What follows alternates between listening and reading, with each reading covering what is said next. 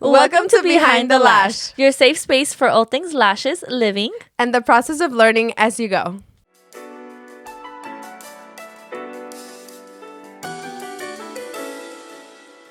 Welcome, you guys, to our first episode of Behind the Lash. Together. That part. My name is Araiz. And my name is Priscilla, SD Beauty Bar, and she's known as... Naked San Diego. Yes. And we're super excited to be here, honestly. Yeah, this is super so fun. excited. We have so many episodes coming. Yeah, so many and things. one thing that we found in common with each other is that we love to yap, and we already yapped for 20 minutes prior to pressing film. And That we should have added. so we're like, let's just give it to the people, Yeah. Let's give the people what they want to hear. Yes. We plan on doing one episode a month and then transitioning to 2 episodes a month. Yeah. We have a lot on our plate, so we're going to try to just juggle everything. But we're going to try to stay as consistent as we can for you guys, so you guys can look forward to an episode at least once a month. Yeah, and we're going to try our best to make it really fun, really light, really raw, and just give you guys everything that we've learned throughout this career, throughout this, few years in the industry. And yeah, we're open to questions and subjects and topics and everything that comes with it. So stay tuned for a lot more. Yes, that's the whole purpose of the name that we have, Behind the Lash. We're gonna kind of dig and dive behind the lash chair, but kind of behind the industry in general. It could go for lash, it could go for nail artist, it can go for makeup artist, because I feel like some things that we'll talk about are relatable. Everyone can for relate sure. to. And I think that there's so much that goes on,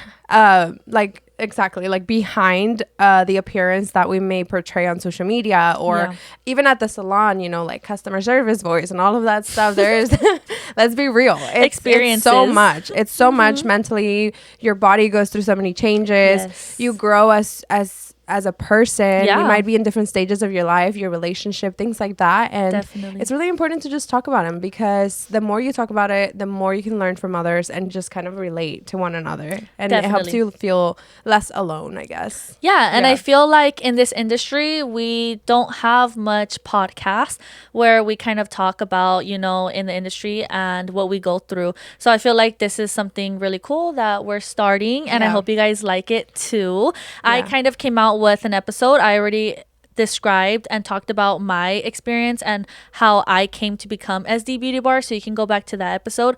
But I added Araiz, so she's gonna be permanent on here now. It's gonna be both of us. Sometimes we'll have some special guests. Yes, but we're excited about having special guests. Yes, I feel like so many people have good things to teach and show. So, yeah. So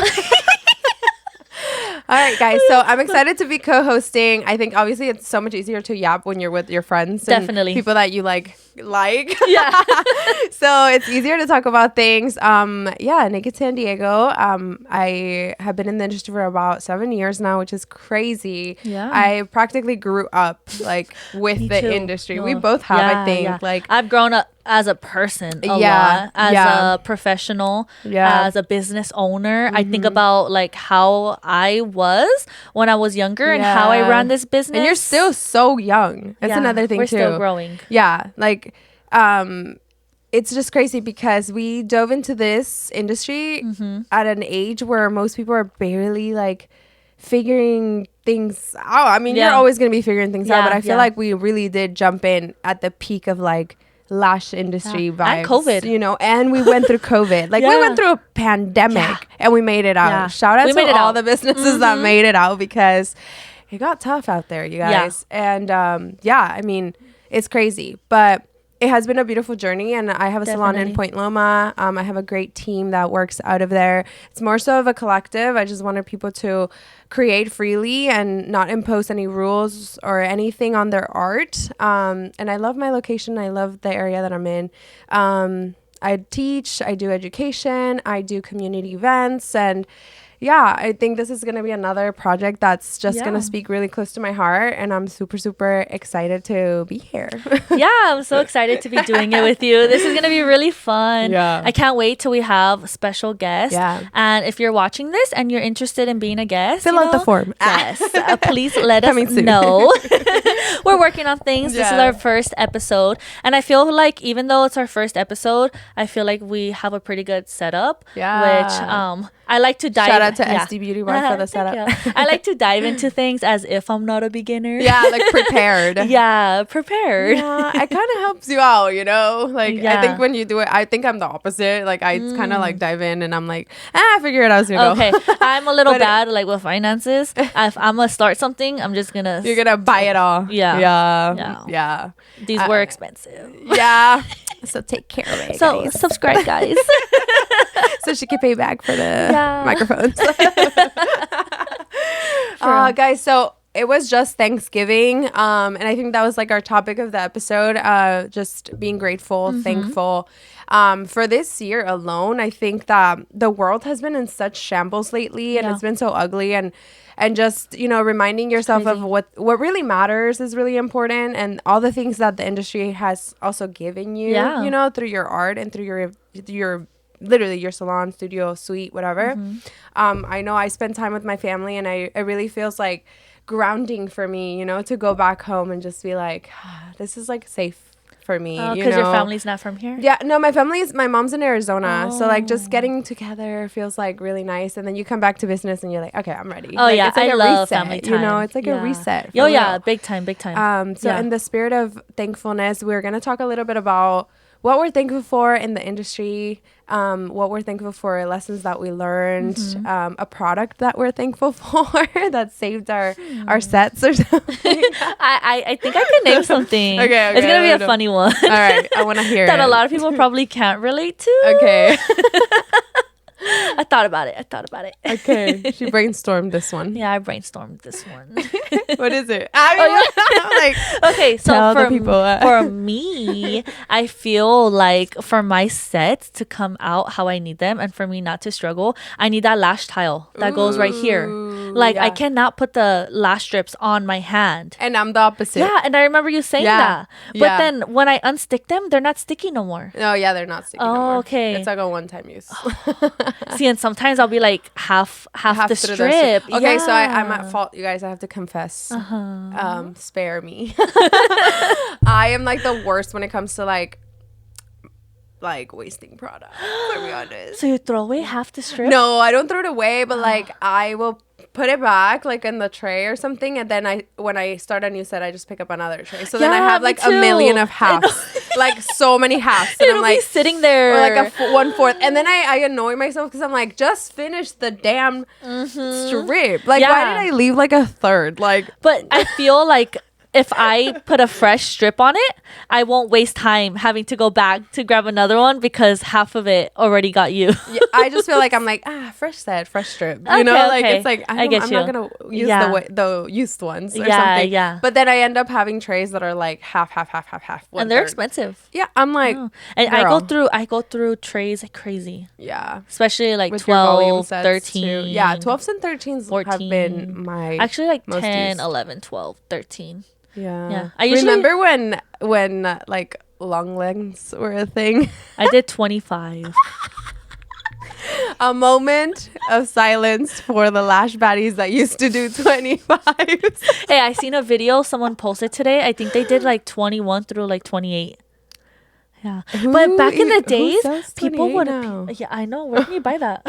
But people were commenting like back in the days. I feel like people would be like, "Oh my gosh, so pretty," and then now everyone's commenting, "Oh, lash blindness." Lash blindness. Like, let me just say something, okay? If you were part of the Lash baddie era when like strip lash and like volume, mega volume, long lashes were in, like, hey, it's still you're still a baddie, okay? And you were a baddie. And I feel like. I mean, I used to love my long ass lashes. Oh, me too. And I have small eyes. And we still look cute. Yeah. You know what I mean? Yeah. Like, I look back at my photos, I'm like, who is that? Because, like, they look bomb. I don't see lash blindness. I see a different era. Yes. Because I do a lot of girls that I think the longest I use is 17s. And it depends. Yeah. I try not to use 17s. But I literally don't carry nothing over 17s. Yeah. And I get girls that come in and be like, oh, can we do 20s? I'm like longer. Oh, I wish you would have told me. Yeah. I definitely have. I have 2 people, I think, only that I like do long lashes on,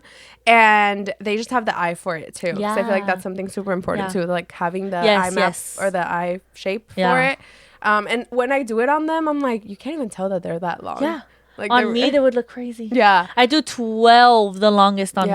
Same. And sometimes I'm like, oh, they're a little long. Yeah, same. I'm like, one time I think I told Jace, I was like, give me a 14. And then I went home and I was like, whoa. I've done that too. I think when I was getting lashed by you, we were doing like 15. Like 15. Yeah. For sure. That's longer. Crazy. Yeah. And my eyes are small. Yeah. But and they look good. Yeah, they look I good. remember that they looked good. I know. I remember looking at them. I had stories with you like reposting or something. I think so. I was like, oh, they're so cute. They're like mega volume. Bring back mega volume. Yes. This is the petition to bring it back. I have kind of a heavy hand. So do I. If they book a volume, sometimes they get a little mega volume. Yeah, so do I. Raise your hand if you're a heavy-handed. I'm like, oh, do you like it? I went a little heavier so they can last longer. Yeah. And honestly, that's why I give props to the girls who do classics and like super angel sets and like super like, I love the look, but I'm like, damn, I really need to control my density. Yeah, they're really cute. I feel like angel sets are more wispies and no fans. Yeah. But it's still hard if they have a lot of lashes. Yeah. You have to be careful how much lashes you put into that wispy. Because it could still look full. Yeah. Or how small their eyes, it could still look full. I honestly love lashing natural sets now. Really? Yeah, I just think they're so pretty. I'm obsessed with brown sets right now. Oh, I love That's my shit right now. Brown is I feel so like cute. It's just like a brown cutie patootie set. I'm like, yes. So on myself, I only get brown lashes. Too. Oh, really? Really? Yeah, I get brown lashes too. I will never go back to black. I cannot do black lashes. I don't know. I think because my hair is light and you're light as well. Yeah, and it makes your eyes look lighter. Light eyes. Yeah. Even now that I don't have lashes on, I use brown eyeliner. Dude, I use brown how do we both lash all day every day? We both don't have lash extensions right now. That should be a crime. It takes time out of the day. Honestly, yeah. When I'm like bald and I know I have to get my lashes done and I know I have to stay in the salon for 2 more hours, I'm like, I'd rather especially be bald. a fresh set, and then I get a little bit of anxiety. Same. Yeah, my lash artist knows. Like I start like fidgeting and me too, and like cracking my back on the bed. Yeah. Oh my god, are we almost done? Yes. And then I'm like, relax, you're rude. Yeah. And then I can't talk. I'm the type of client where when I talk, my eyes move. Oh, and then they start excited. Yeah, and then I'm really because we have too much ADHD. Yeah. Big time. That's me. Yeah. I don't even know how I lash. Same. When I lash, I'm like so peaceful. Quiet, right? Dude, oh my God. This is why podcasts are important. Because like, how are we like the same? I literally used to get told by my mom that like the only time she would see me calm is when I would lash. And I like zone out. Like I'm like, even sometimes the girls will talk to me. They're like, and I'm like, I zone and they're like, out. And I'm like, oh, what? 3 hours will go by and I'm like, how did that go by? And I'm the type of person, I'm addicted to my phone. I cannot stay off of my phone. I'm the type of person when I watch movies, it needs to be on your phone. Yeah, but it has to be like a scary movie or a documentary. So that do you like documentaries? Not really. No. Oh, I love me a documentary. Okay, I love me a documentary. I love me a crime documentary. Okay, but not like a Tupac. And I always try to figure it out. No, not Tupac. Not like an artist, like Taylor Swift, the ones that they be posting, like Selena Gomez. I don't care. Yeah, I was talking about crime. Okay, I love me a crime documentary too. Like I will go in, and then I'll try to figure it out. I'm like, how did they miss that? Like if I'm a fucking inspector. Oh my god, I always tell my boyfriend, I'm like, hey, don't do nothing because I'll figure it out. I know how to get away with these things. How to get away with murder. How to get 101. 101. Wow, so you like crime podcasts? I do. Well, I do like crime. I like anything crime, anything like murder mysteries, anything like that, but I don't listen. I don't have any that I like listen to crime podcasts at least. Okay. Usually when I listen to podcasts, I listen to like motivational or like self-growth or like I used to listen to like dating podcasts. Like the girls would write like when I was single Really? I used to, like they would send like letters of like, this is my situation and like what would you do and like da. And I like because it's chisme, you know, so you're like, oh, I want to hear the chisme. Okay, I listen to Reddit podcast. A shout out to this podcast called Two Hot Takes. Okay, you should listen to it later. And it's her and then she has a co-host and different ones. Yeah. Then her boyfriend comes on and she reads Reddit stories and there'll be a about couples. Like, am I the asshole for doing this or for doing that? Yeah. And then they just give their 2 takes. And sometimes the stories are crazy. And me and my clients would be like, she did what? He did what? That's so cool. Yeah. I really need to listen to more. Yeah. And then there's a crime podcast I listen to, because you have to find podcasts that are like over an hour long. Yeah. Because lash sets are a long time. So the shorter ones, I run out of them so quick. Yeah, that's true. Yeah, someone introduced me to I think that's really one. good, because I feel like sometimes I'm over music, dude. Over it, especially when I have like really long days. I'm like, I've been listening to music for like 8 hours, whatever time it is, and nothing's hitting. Like nothing hits, and I'm like overwhelmed. So sometimes I play like lo-fi or like just like study tunes and stuff like that, like just musical or without lyrics sometimes. Have you ever listened to like indie rock? Yeah, I think so. Oh, okay. Yeah, I'm like, a sad girl. Like when I lash, like I want like Lana Del Rey. Okay. I listen to that. Like FKJ, I like Billie Eilish. Yeah, Billie Eilish. Like make me cry. Like that's get into the feels. Yeah. That's our guys. The camera died, so the angle is gonna be a little different. We just hopped back on. Yeah. But we're gonna close out this episode after a little yap session that we had. I feel like a lot of you guys could probably relate with the little yap session we had and like the podcast we listened to. I feel like a lot of people like those type of podcasts. Yeah. Yeah, it's going to be hard to be structured because we both just like have ADHD. Yeah, but one thing we are going to stick to is... It's our rapid fire. Yes. That's how we're going to end and close out the episodes, is just with rapid fire questions that are lash related or things that are just in the industry that you guys can ask us about. Honestly, just anything. Yeah, so every week or every time we are going to film, we are going to set out on our Instagram. Go follow our Instagram, by the way. A rapid fire box for you guys to send us any questions, lash related or life related or just anything, so that we can answer them on the episode of the podcast. And get real with it, guys, because we want to talk about things that matter. Get deep, get raw. Honestly, no question is a bad question. There's no filter. Yes, no filter. So let's go with our rapid fire question number 1. Okay, you can ask me the first one. Okay, cool. Let's see. Oh wait, we already did that one. What's one lash product? Do you want to talk about yours? Well, we talked about one lash product that we're thankful for. I feel like only I kind of addressed just like the tile that goes onto the hand. Yeah. What would yours be? My adhesive, for sure. Okay. Adhesive, I cannot live without like a fast adhesive. Yes. So definitely fast. It has to be like as fast as me. Yeah.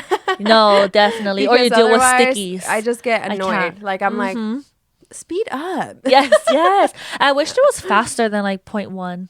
Maybe we can create it. Get me in the lab. Not us trying to do everything. I know. Okay, rapid fire number 2. What's one thing a client did this year that made you cringe, but you're grateful it taught you a lesson?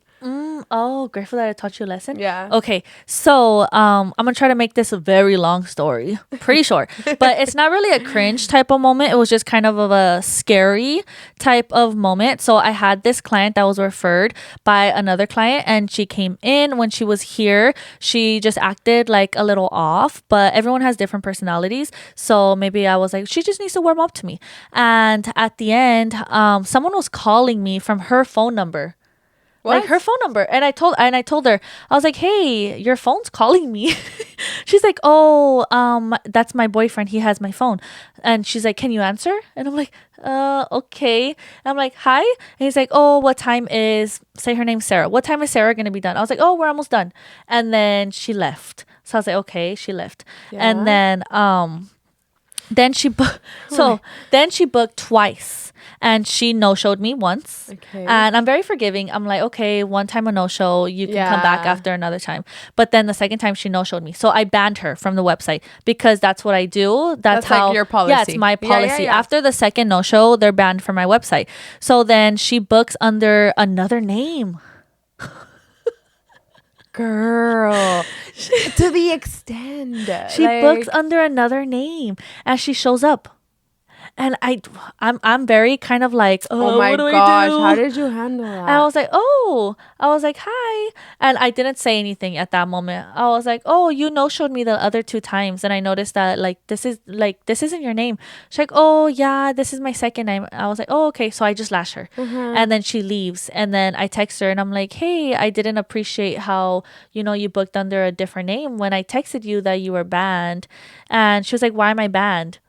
I was like, well, you no-showed me twice and I sent you text and you left me on you delivered. Yeah. And she's like, oh.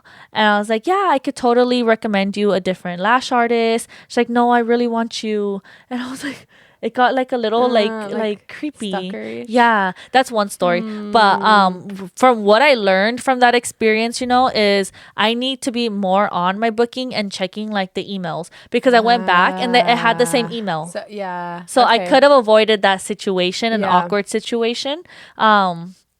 I'm just a very nice person. And it's hard. I was it's awkward. Really hard. I didn't know what to do when she was here. I was like, well, I'm going to lash you because I don't want a bad experience either. Right. You don't know what their intentions are. Yeah. I mean, I think sticking to your policies is really definitely hard. And because I feel like a lot of us in the service industry are empaths. Yeah. And so we obviously understand that, this business and the clientele, pace us to move forward, right? So it's kind of that switch of do I take her because it's a client at the end of the day, or do I stick to my policies and realize that not all money is good money, Yes. But it is super hard. It was hard. Yeah. We had a situation like that where somebody was booking under fake names, fake emails, fake numbers, everything, I never understood it because I never figured out who it was. But they would just take up our space in the agenda, and it wasn't just for me; it was for other artists in my salon. No show? And just they were they weren't real. That's so mean. So I'm like, who is it? Are you guys watching? Probably. Are you watching us? Because that's really mean. Time is money. But that's really mean. And it happened. This is our full income. Yeah, and it happened. So no-shows are mean because I get it. Things happen, Yeah, things happen in the industry. And as a beauty professional, you have to be professional yet understanding, because things do happen. Mm-hmm. But we appreciate communication. I think it goes much further too. Yeah. A lot of my girls know, I do not enforce any policies, to be honest. Especially loyals, Yeah, we're very understanding. But I'm pretty strict on my policies for new clients, just so they don't walk all over me. And then as they become a loyal, then I'm a pretty bend it. I bend. Yeah, because you build relationships with these people too. Yeah, and you should be strict on your policies, but we just love our clients a little too much. One thing I would say is if you are planning on enforcing policies, do it from the beginning. Mm-hmm. It's much harder to go back and try to enforce something. It's unlearning a habit, right? Yeah. So if you are gonna be jumping into the industry, start from the beginning, being super strict on what you want your business to look like, and then it just becomes easy because everyone that comes by will know that that's how it is. It was always like that, and it will always be like that. Definitely. So one policy I'm really strict on is canceling last minute, and because it's hard to get someone else in within fast. 24 hours. And my clients, I do even my loyal ones, I'm very strict. I'll be like, okay, this time I will cancel it, but next time I will have to charge the card. And honestly, a lot of my clients respect my time because of that. But because that once you charge it, they're oh damn, she did it, you know? And I used to be scared oh, I'm gonna charge their card and they're never gonna come back, but they come back and they do respect your time a little bit more. And I think it's super sweet when you get to a point in your business that they text you and they're like, oh no, I'm so sorry, let me pay whatever the cancellation fee is. I'm like, oh, don't worry. I feel so bad. Yeah. I appreciate communication, especially a no-show. Or when they no-show and they're like, oh my gosh, I'm sorry, I fell asleep. Yeah. I don't know if that's the truth, but at least you texted me. I have a lot of people that come to me that work overnight. So sometimes I do, I'm like, yeah, girl, you were tired. You were tired. But yeah. That's hard. Okay. What's the next question? That wasn't so rapid, was it? Leave it to us to make a short story 7 minutes.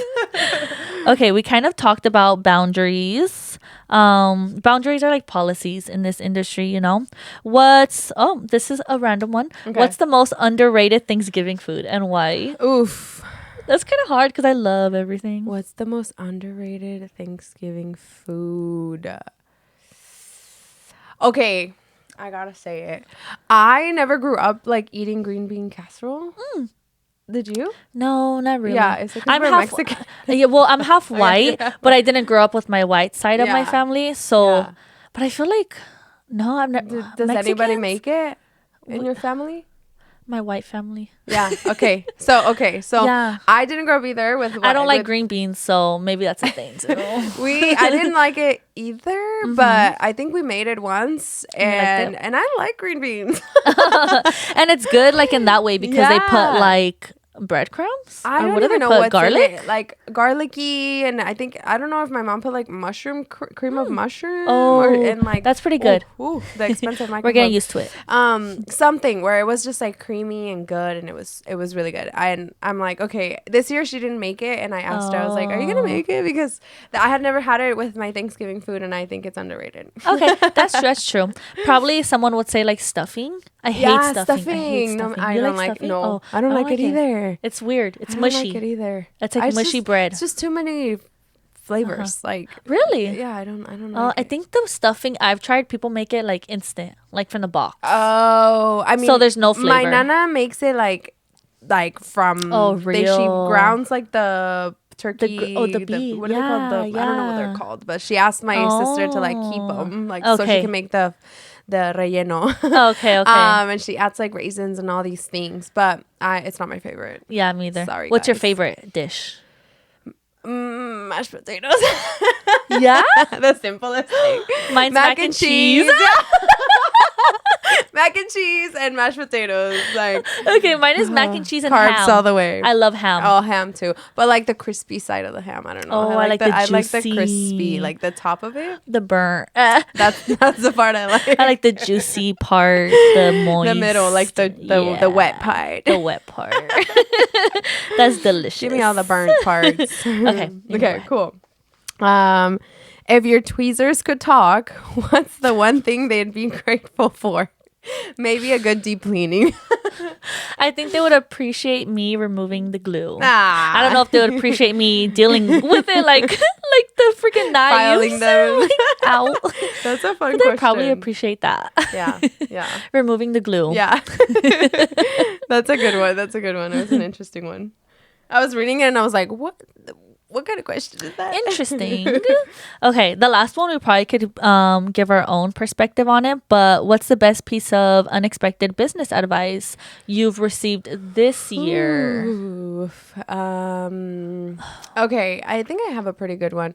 I have an amazing client that had a business herself, sold it, and now she's just living her best life. Wow. And we always chat. We've become really close. She's almost like a business mentor, I would feel, right?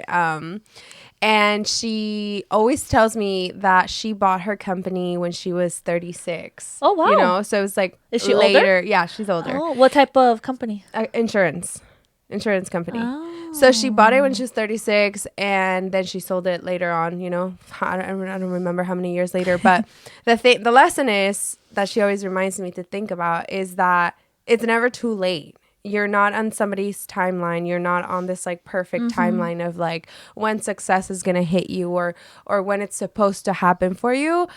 She always reminds me that, you know, she bought it when she was 36, like already had a kid. Like there's so many different there's so many aha moments in your life, and right? we tend to forget that and she always tells me, you're literally so young and you're so hard on yourself and you think that you have to have it all figured out, and it's not like that, because you don't have to have it figured out. It's hard. It's hard though. Like in this industry too, I know a lot of people can relate. I forgot the saying how it goes, but like comparison is a thief of joy. Yes, right. Absolutely. And I've compared myself a lot to different people, like age wise. Yeah. I'm 26. Yeah. I'm 29. Okay. Guys. I'm 26, and I see people who are 22 with such successful lash businesses. They have salons open. They're doing things that I wish I could.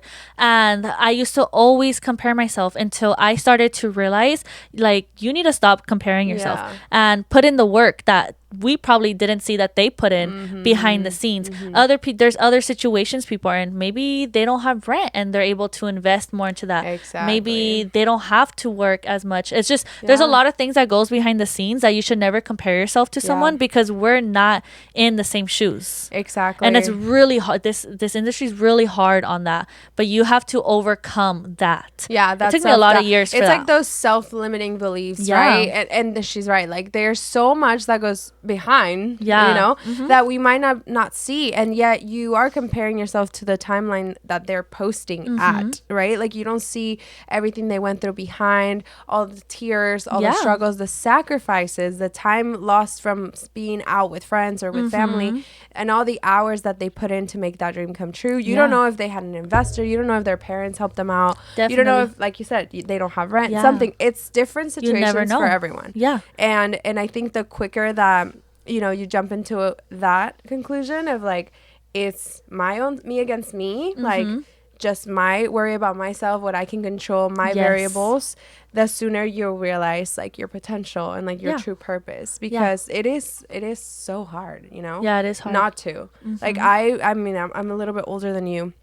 And I feel like I'm like, oh my gosh, like I'm falling behind, or like I should have this, I should have that. But I was in my early 20s when I started, and I was partying, me too, doing so much, buying so much shit, and like I don't regret a single part of it either. You know, it was part of I look back at my memories and I'm like, I love my early 20s. Like it was so much fun. I had traveled, I partied, I did this, all that, and now I'm like, I'm still in my 20s, in the last year of my 20s, but I'm still here. I'm still, you know, in a way better place mentally. And now it's go time, and we have a lot of things that we have done. So much, yes.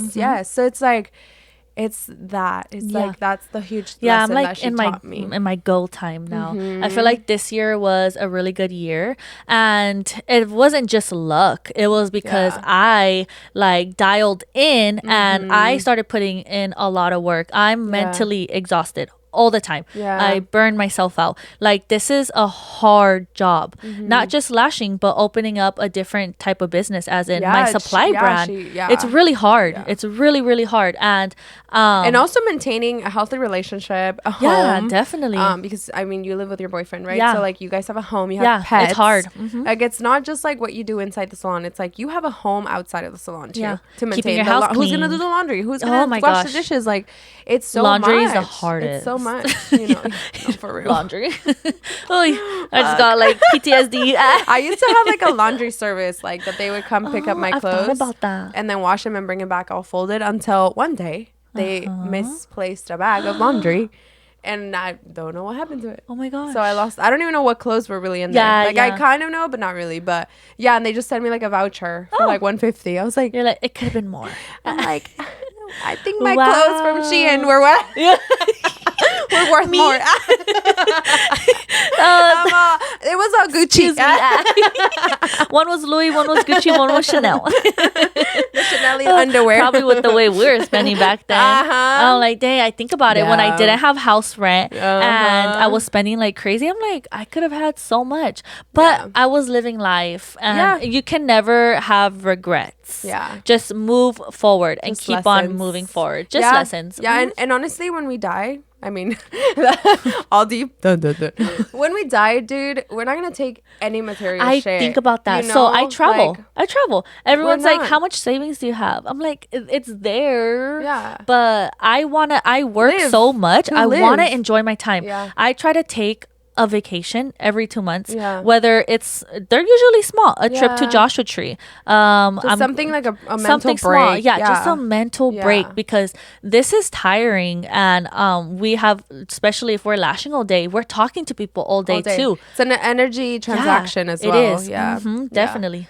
Yeah, that's how I feel. I'm like, I am gonna die one day. We don't know when. God's plan, and he makes no mistakes, and you're not gonna take anything. And they say, you know, that when you pass, like there you play like a movie, like a replay of your life. And in that movie, I want to see like my travels, cool my twerking. I don't know. Definitely. You know what I mean? Like, so yeah, so just to close on that, yeah. So when you die, you don't take anything materialistic. So make all the memories while you can, while you're healthy, while you have an able body and able mind, and make connections and just like be happy. The end. The end. Dun, dun, dun. So we hope you enjoyed that first episode, you guys. We are gonna have so much fun with this, and I'm really excited to just keep it growing and just to like connect with more of you and hope that you guys can relate to something we said, you know. It was our very first episode, you know, so we're getting a little used to this. We're warming up.